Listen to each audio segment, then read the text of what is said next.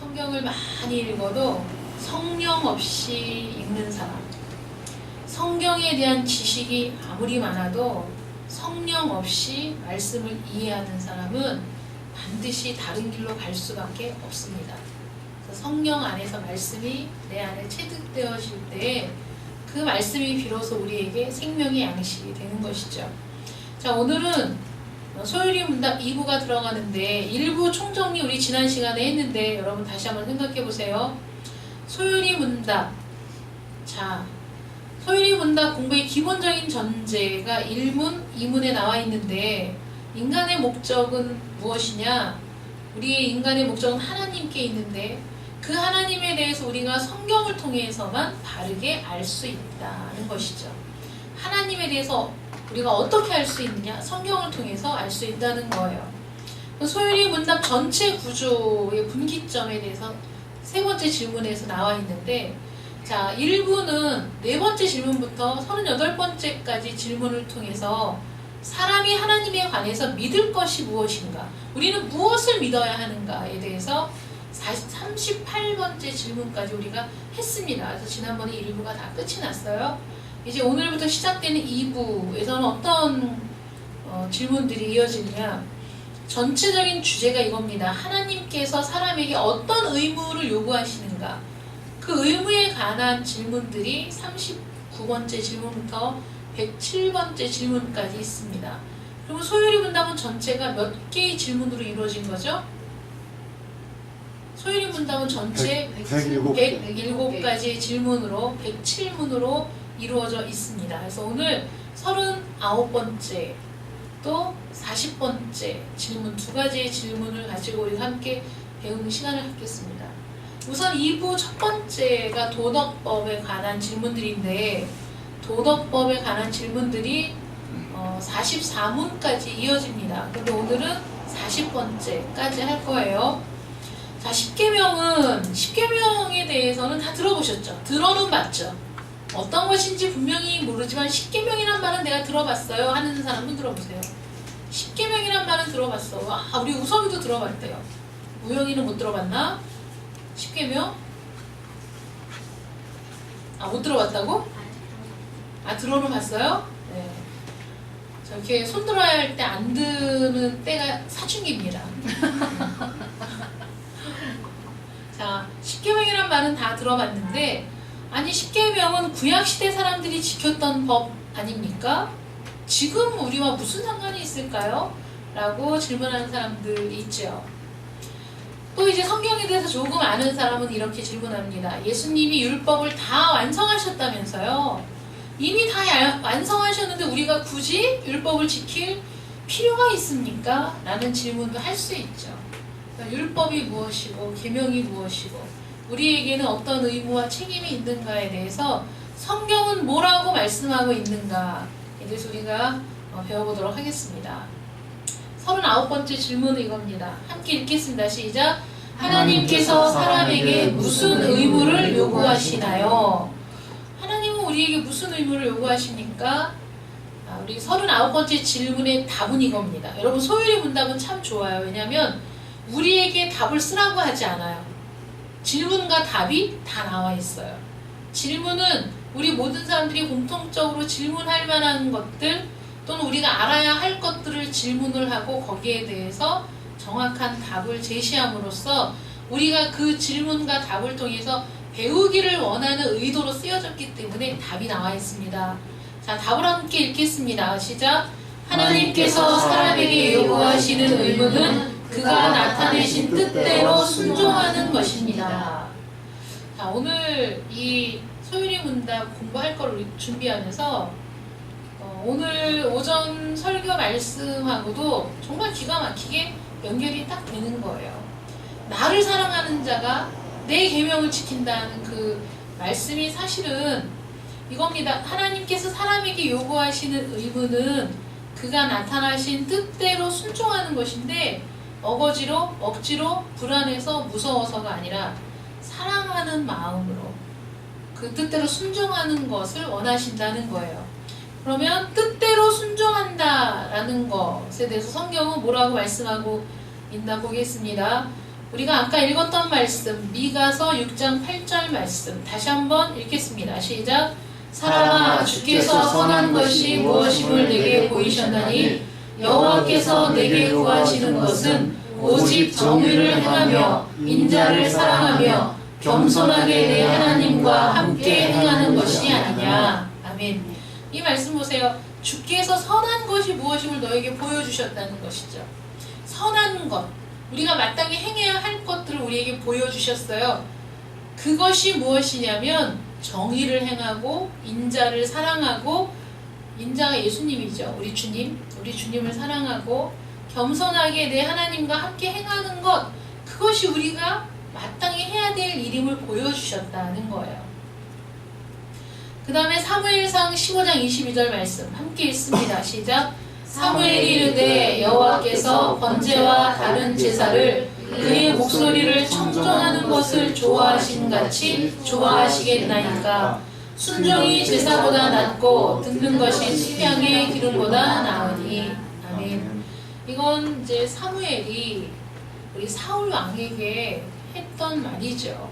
어떤 상황인지 여러분 아세요? 하나님께서 사울 왕에게 아말렉을 진멸하라고 명령하셨어요. 진멸하라는 것은 하나도 남김없이 다 죽이라는 거예요. 그것은 그 땅을 정화시키는 것이고 그 땅의 모든 부패와 죄악을 말소시키는 작업이었거든요. 그런데 사울 왕이 군대를 이끌고 아말렉과 싸우는데 보니까 그 아말렉군이 갖고 있는 소와 양과 이 모든 것들이 너무 좋아 보였어요. 그래서 사울 왕이 자기 욕심을 채우기 위해서 좋은 것들을 따로 다 빼놓고 나머지만 다 죽였거든요. 그러니까 사무엘이 왔는데 하나님이 알려주셨죠. 그런 상황들을. 와서 얘기하는 거죠. 사울 왕에게 물어보니까 자기는 명령대로 다 했습니다. 이렇게 얘기해요. 근데 내 귀에 들리는 양의 울음소리 이건 뭐냐? 이렇게 얘기하니까 그건 내가 하나님 앞에 제사를 드리려고 따로 빼놓은 것입니다. 이렇게 얘기할 때 사무엘이 이렇게 얘기하는 거예요. 여호와께서 번제와 다른 제사를 그의 목소리를 청종하는 것, 그의 목소리에 귀를 기울이는 것을 좋아하시는 것처럼 좋아하실까요? 순종이 제사보다 낫고, 이 말이 굉장히 유명한 말이잖아요. 번제를 드린다고, 제사를 드린다고 하나님의 말씀을 무시하고 하나님의 명령을 자기 멋대로 왜곡시켜서 자기 마음대로 행하는 것을 하나님이 기뻐하시겠느냐? 그렇지 않다는 거예요. 하나님의 말씀을 듣고 그대로 하는 것이 번제를 드리고 다른 제사를 드리는 것보다 훨씬 나은 일이다. 이렇게 얘기하죠. 그래서 하나님이 나타나신 뜻대로 우리가 그 말씀을 듣고 순종하는 것, 그것이 하나님이 우리에게 요구하시는 것이라는 거예요. 그러면 40번째 질문으로 이어질 수밖에 없죠. 그러면 하나님께서 사람이 그 순종할 법, 순종할 규칙으로 처음 나타내 보이신 것이 무엇이냐 이거죠. 우리가 하나님에 대해서 알아가기를 원하는데 하나님이 우리에게 그런 법을 주셨어? 그 법은 무슨 법이야? 우리가 알아야 하나님의 말씀에 순종할 수 있지. 이런 질문이 나오는 거잖아요. 40번째 질문이 나오는 거예요. 하나님께서 사람이 순종할 규칙으로 보이신 것, 그것이 무엇이냐? 우리 답을 함께 읽겠습니다. 시작. 하나님께서 사람에게 순종할 규칙으로 처음 나타내 보이신 것은 도덕법입니다. 도덕법. 이 도덕법. 그래서 우리 한번 보겠습니다. 로마서 2장 14절부터 15절 말씀 함께 읽겠습니다. 시작. 율법 없는 이방인이 본성으로 율법의 일을 행할 때에는 이 사람은 율법이 없어도 자기가 자기에게 율법이 되나니 이런 이들은 그 양심이 증거가 되어 그 생각들이 서로 혹은 고발하며 혹은 변명하여 그 마음에 새긴 율법의 행위를 나타내느니라. 아멘. 그럼 우리 모든 사람들의 본성 속에는 하나님이 새기신 도덕법이 있어요. 그래서 하나님을 아는 사람이나 모르는 사람이나 양심이라는 것이 있고, 잘못한 일을 할 때에는 괜히 마음에 찔리고 불편하고 내가 이런 일을 해도 되는 것인가 고민이 되고, 그런 것들이 여러분 하나님을 모르는 사람도 그런 생각 하잖아요. 신앙이 없는 사람들도 그런 생각을 하고 아니면 자기가 엄청나게 죄를 지었을 때에는 그 죄에 눌려서 벌을 받을 것 같다 이런 생각을 자연스럽게 하게 되거든요. 이런 것들이 우리 마음에 새겨진 율법이에요. 우리 마음에 새겨진 율법인데 하나님이 이스라엘 백성들에게 주신 그 율법을 알지 못하는 사람도 자기가 본성으로 이 새겨진 마음에 새겨진 이 도덕법 때문에 이 양심 때문에 그것이 자기에게 율법이 되어서 그 양심이 증거가 되어서 내 안에서 일어나는 여러 가지 일들이 그 생각들이 서로 고발하고 서로 변명하고 그러면서 이 마음에 새긴 율법의 행위를 나타내게 되는 것 이것들을 볼 때 우리 모든 사람에게 하나님의 도덕법이 주어졌구나. 하나님이 창조하신 우리 인류에게 도덕법이 주어졌다 하는 것을 알 수 있다는 거예요. 네, 로마서 10장 5절 말씀 함께 읽겠습니다. 시작. 모세가 기록하되 율법으로 말미암는 의를 행하는 사람은 그 의로 살리라 하였거니와. 아멘. 율법으로 말미암는 의를 행하는 사람, 율법을 순종해서 그 의를 행하는 사람은 그 의로 말미암아 살 것이다. 이것이 하나님이 우리에게 주신 이제 도덕법인데 우리 이 도덕법이 무엇인가에 대해서 한번 살펴보겠습니다. 하나님께서 사람에게 요구하시는 의무, 나타나신 뜻대로 순종하기를 요구하시는 그 의무를 우리가 영원한 도덕법이라고 얘기합니다. 이 도덕법은 처음 나타내신 순종의 규칙인데 하나님께서 우리를 대등한 존재인 것처럼 우리를 인격적인 존재로 대우하셔서 인격적으로 순종할 도덕법을 주셨다는 것 자체가 우리에게는 참 감사한 일인 거예요. 여러분 우리가 그 동물에게 너는 도덕적으로 이렇게 살아야 해 이렇게 하지 않잖아요. 동물들은 인격체가 아니거든요. 그러니까 이 동물들에게 어떤 규범을 가르치고 이렇게 살아야 한다고 가르치지 않습니다. 그들은 본성대로 살아요.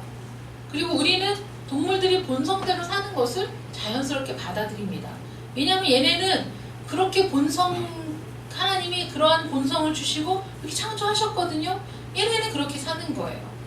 우리가 고양이를 처음 기를 때 너무 신기했던 게 태어난 지 2달이 채 안 된 그 고양이가 모래 상자를 만들어 주니까 거기를 낑낑대고 올라가가지고 모래에다가 오줌을 싸고 똥을 싸고 그 모래를 덮는 걸 보니까 너무 신기한 거예요. 태어나서 2달이면 정말 애기거든요. 그런데 어미가 가르쳐준 것도 아니고 우리가 훈련시킨 것도 아닙니다. 자기 본성에 새겨진 대로 사는 거예요. 걔는 그렇게 살도록 하나님이 창조하셨어요. 그렇게 사는 거예요.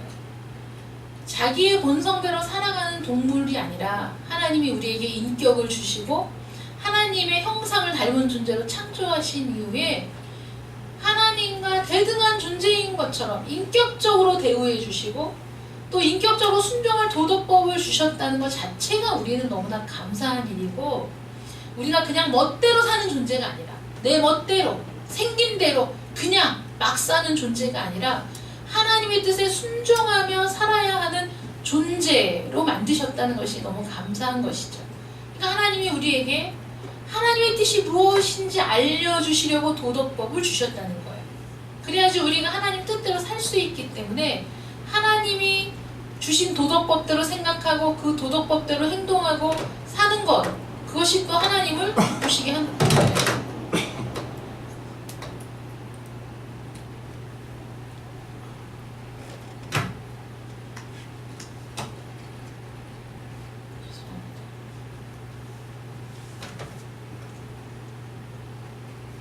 코성 안 보여가지고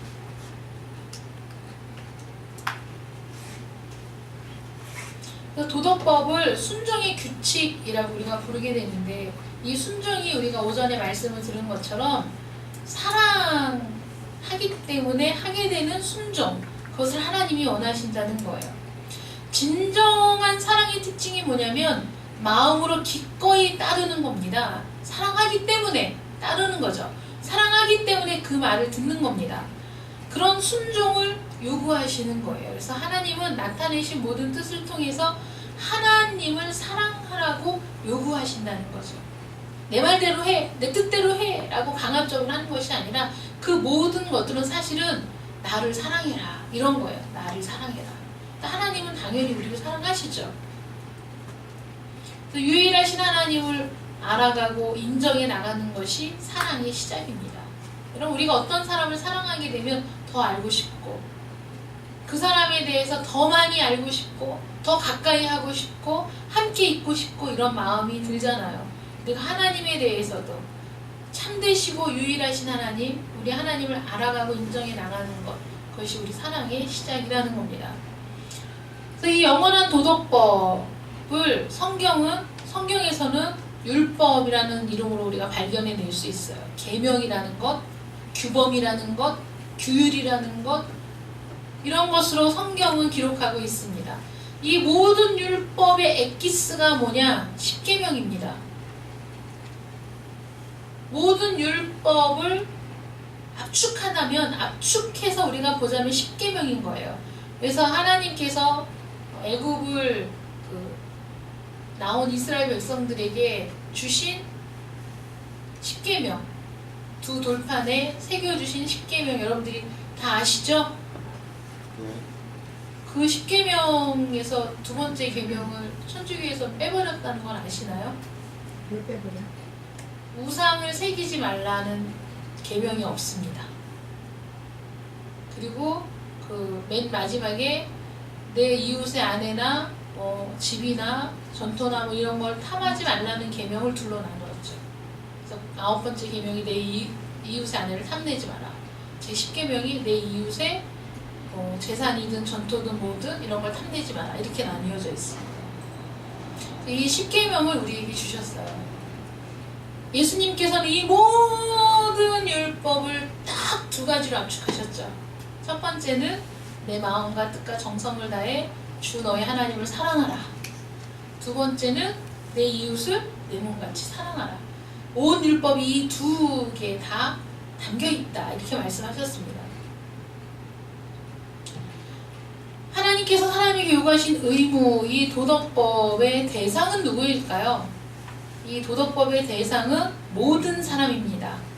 모든 사람은 불신자든 신자든 구별 없이 모든 사람. 하나님이 창조하신 일의 모든 사람이 도덕법의 대상입니다.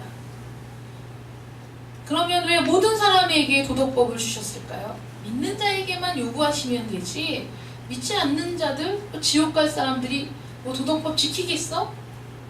그냥 이런 거 자체를 주지 말지 뭐 하려고 모든 사람에게 주셨을까? 우리가 이렇게 생각하지만 자, 이 모든 사람들이 하나님이 이 마음에 양심을 두시고 근본적으로 우리가 알아야 할 도덕적인 관념들을 하나님이 우리에게 넣어주셨기 때문에 모든 사람들이 끊임없이 죄를 짓고 살아가지만 자신들이 죄를 지었다는 것을 자각할 수 있는 그 마음이 어디서 왔냐면 하나님이 우리에게 주신 도덕법 때문에 그렇다는 거예요.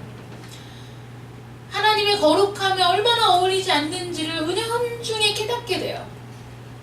또 얼마나 자기가 바른 삶을 살아가는데 무능한지를 또 깨닫게 돼요.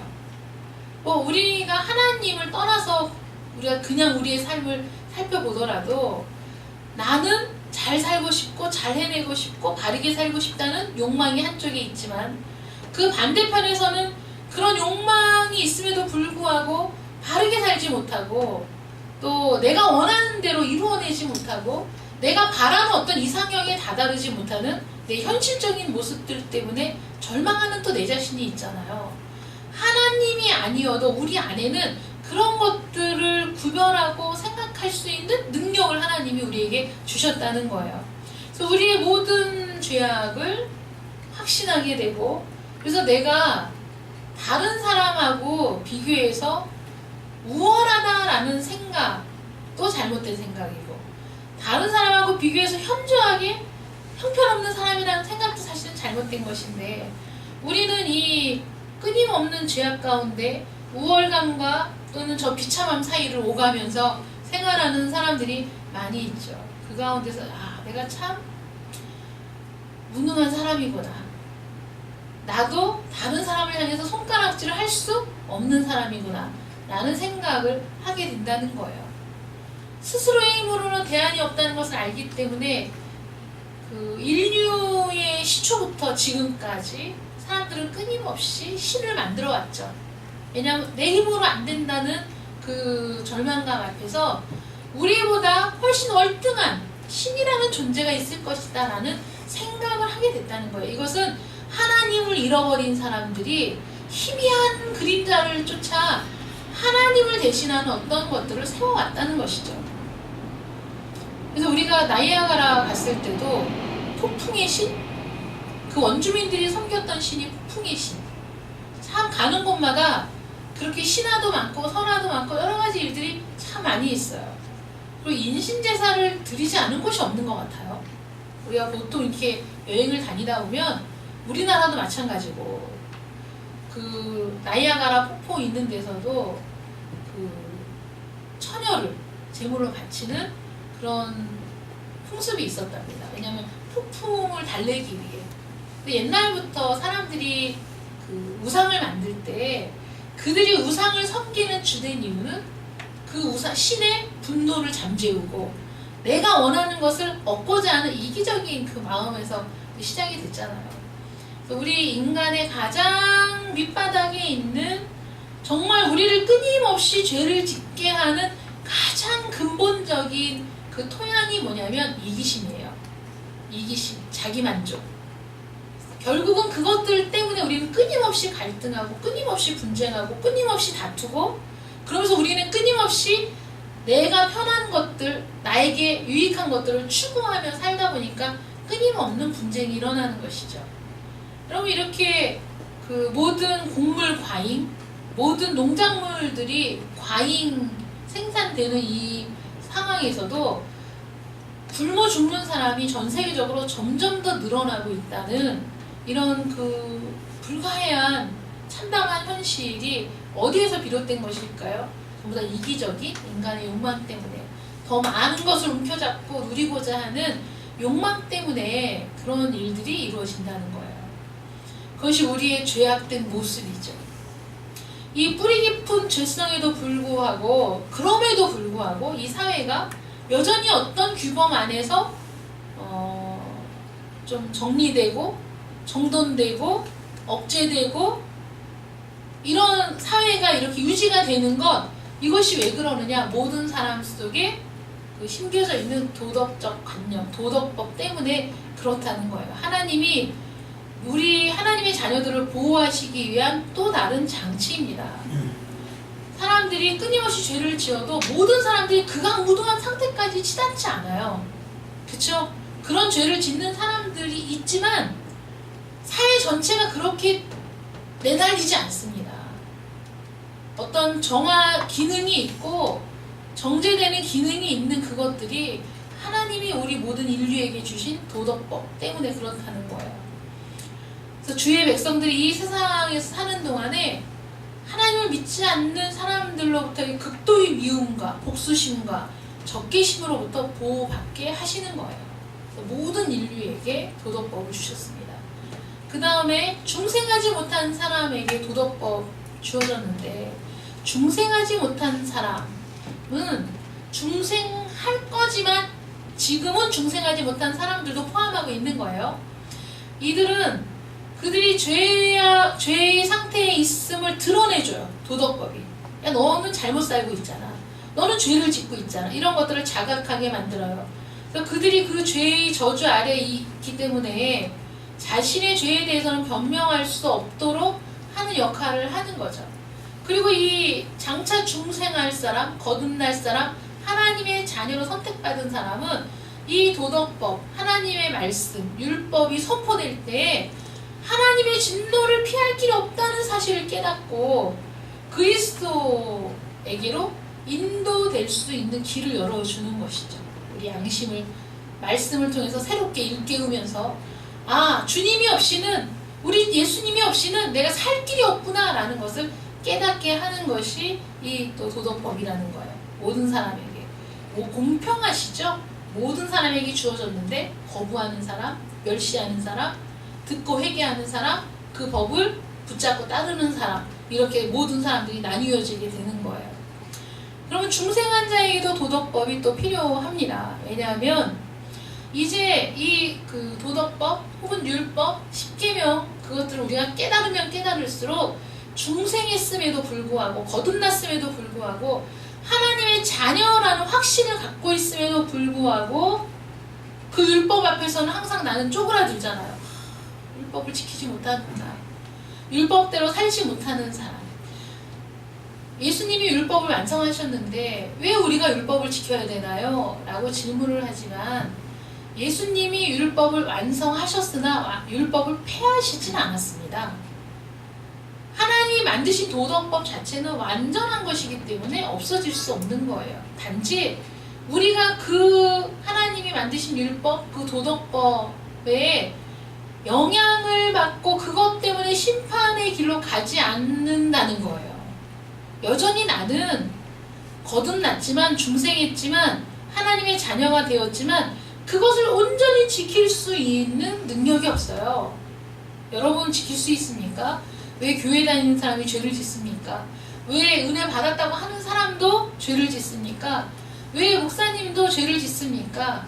우리는 여전히 불완전의 육체를 갖고 있는 동안에 완전에 이르지 못했기 때문에 죄를 짓습니다. 그러나 더 이상 이 도덕법으로 인해서 정죄당하지 않는다는 거예요. 하나님의 저주 아래 다시 들어가지 않는다는 거예요. 하나님의 정죄와 저주 아래 있던 우리가 예수 그리스도의 보혈의 공로로 구원받은 이후에는 다시는 정죄받지 않아요. 너 그러면 지옥 가? 이렇게 얘기하면 안 되는 거예요. 나 구원받은 자녀인데, 하나님의 자녀인데 내가 잘못했을 때 다른 사람이 야, 너 그런 죄를 지었어? 너 큰일 났어. 넌 지옥 가. 이렇게 얘기할 수 없어요. 우리가 지금까지 배웠잖아요. 지옥에 갈래야 갈 수 없는. 우리는 이미 하나님이 완전하게 구원하기로 작정하신 하나님의 백성이라는 거죠. 그렇기 때문에 더 감사하죠. 그렇기 때문에 우리는 힘써 율법주의자가 되는 것이 아니라 하나님의 말씀에 순종하기를 힘쓰는 것이죠. 왜냐하면 너무나 큰 사랑을 받았으니까. 그리고 그 하나님을 내가 너무 사랑하니까 내가 오히려 더 열심히 하나님의 말씀대로 살기를 힘을 쓴다는 거예요. 율법이 여전히 우리 마음을 찌르죠. 여전히 우리는 범죄했을 때 우리 마음에 양심의 가책을 느낍니다. 그러나 그럴지라도 확정된 구원에는 어떤 영향도 줄 수 없는 그런 상태에 우리가 들어가 있다는 거예요. 그러니까 여러분, 우리는 세상 사람들보다도 더 죄에 대해서 민감하고 그 죄가 얼마나 하나님을 아프시게 하는가에 대해서 우리는 사실 더 잘 아는 사람들이잖아요. 우리의 죄가 얼마나 하나님을 아프게 하는가, 얼마나 내가 나를 사랑하사 나를 위해 죽어주신 주님을 다시 십자가에 못 박는 그런 죄는 짓지 말아야지, 이런 생각을 하게 되는 거예요. 그래서 모를 때는 억지로 율법을 지키기 위해 애를 쓰지만 은혜를 알면 알수록, 하나님을 사랑하면 사랑할수록 기꺼이 자발적으로 율법을 지키고자 하는 마음을 갖게 된다는 것이죠. 이 하나님의 도덕법의 대상은, 율법의 대상은 하나님의 백성에게만 국한된 것은 아닙니다. 여러분, 하나님께서 이스라엘 백성들에게 주신 그 율법은 거의 모든 기독교 국가들의 헌법을 만들 때 기본적인 정신이 되었어요. 왜냐하면 그것은 굉장히 높은 도덕적인 수준의 법이기 때문에 많은 사람들이 따라야 할 규범이 되는 거예요. 많은 사람들이 그렇게만 산다면 이 문제가 될 것이 없는 거예요. 그런 법을 하나님이 우리에게 주신 겁니다. 그리고 우리에게 요구하시죠. 이 법대로 살아라. 그 법대로 살지 못하는 우리 대신에 그 법을 완전하게 살아내실 하나님의 아들을 이 세상에 보내주셔서 하나님이 사람에게 요구하시는 이 의무를 완벽하게 완전하게 이루어내신 분이 누구냐면 예수 그리스도. 그 예수 그리스도께서 당신은 죄가 없으시고 이 모든 의무를 다 감당하셨음에도 불구하고 우리 대신에 그 죄를 짊어져 주셨다는 거예요. 당신의 죄 때문에 죽은 것이 아니라 그래서 우리는 우리 주님의 의를 힘입어서 하나님 앞에 나아갈 수 있는 담력을 얻게 되었고, 다신 하나님의 정죄를 받지 않는 그 정죄에서 해방된 그런 놀라운 특권을 우리가 얻게 되었습니다. 그렇기 때문에 방종할 수 없는 거죠. 그렇기 때문에 우리가 마음대로 살 수 없는 거예요. 여러분, 우리 마음대로 살고 싶죠? 마음대로 살고 싶잖아요. 자고 싶을 때 자고, 먹고 싶을 때 먹고, 놀고 싶을 때 놀고 싶습니다. 어쩔 수 없이 직장을 다니고, 어쩔 수 없이 잠에서 일어나지만 내 기본적인 마음은 내 마음대로 하고 싶다는 거죠. 그래서 우리가 공동체 생활을 할 때 부딪히는 이유는 각자가 자기 마음대로 하고 싶다는 그런 생각들이 있기 때문에 부딪히는 거예요. 우리가 다른 사람을 배려해 준다는 것도 여러분, 하나님을 믿는 믿음과 성령 안에서 다르게 배려하는 법을 배우지 않으면 그 배려조차도 자신의 만족을 위한 배려일 수 있다는 거예요.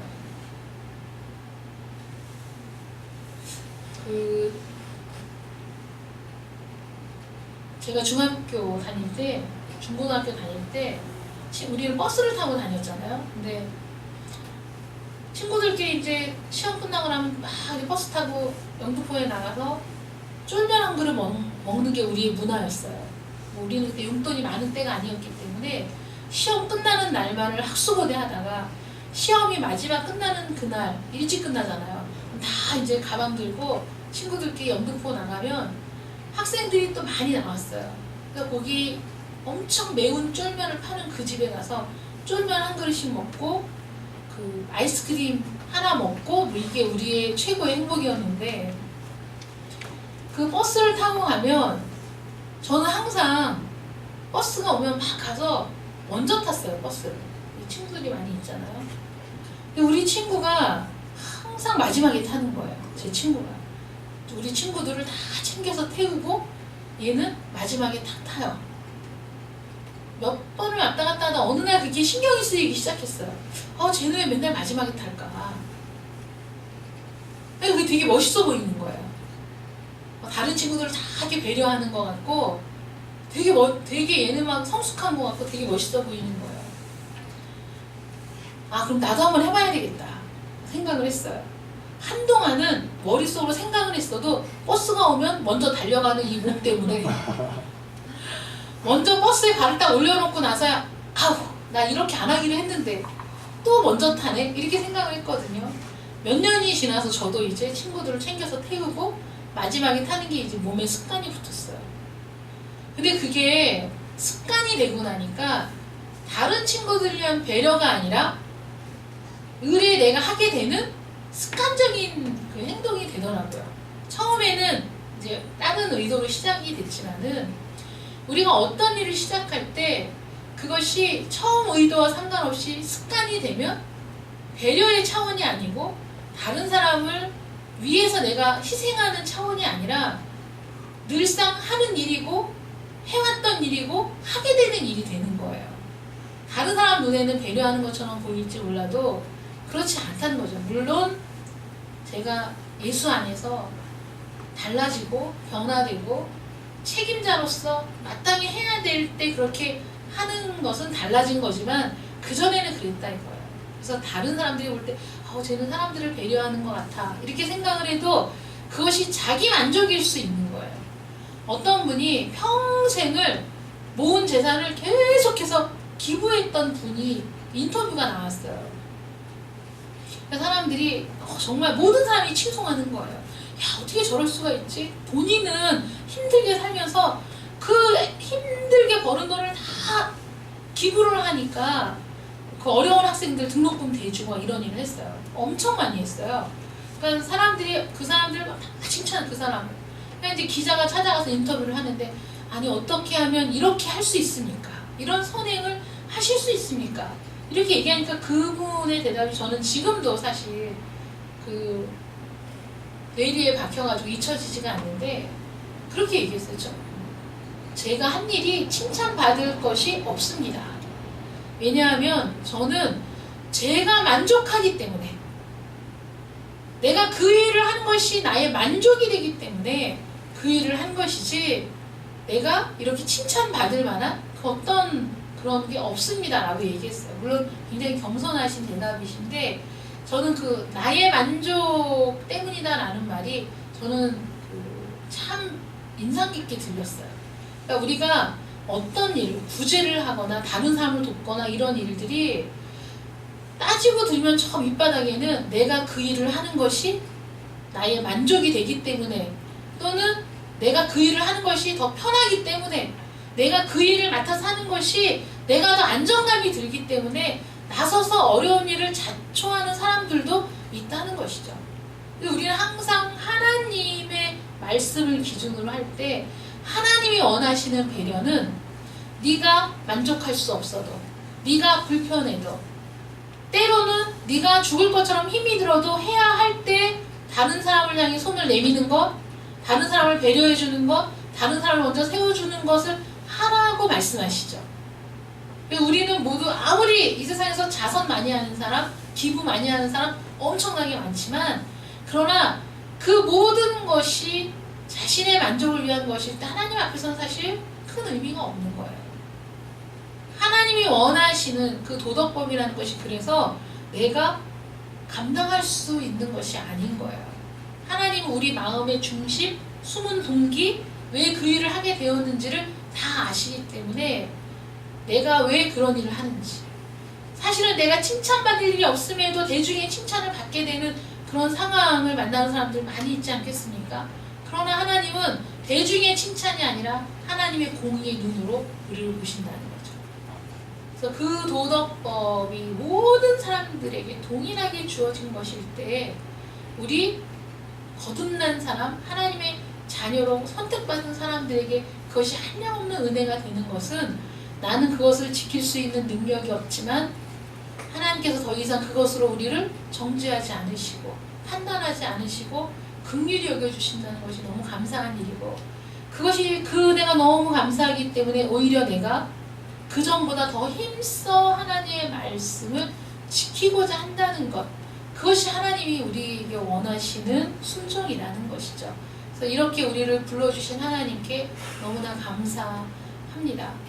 그래서 그 미국 갔을 때 그 하목사님이 준 그 포크 세트 있잖아요. 이것도 엄청 비싼 거지만 그 미국에 있는 기업들은 그 도네이션을 많이 할 때 여러 가지 이익들이 있고 또 기부를 해야 되고 하는 문화고 했을 때 더 많은 이익이 있기 때문에 기업 차원에서 많이 한다는 거예요. 그래서 남미에 선교를 간다 뭐 한다 그러면 기업에서 그렇게 자신들의 물품들을 도네이션으로 기부를 하는 거예요. 많이. 그러니까 그것들을 받아가지고 여기저기 필요한 곳에 다 하면서 일을 할 수 있게 한다는 것이죠.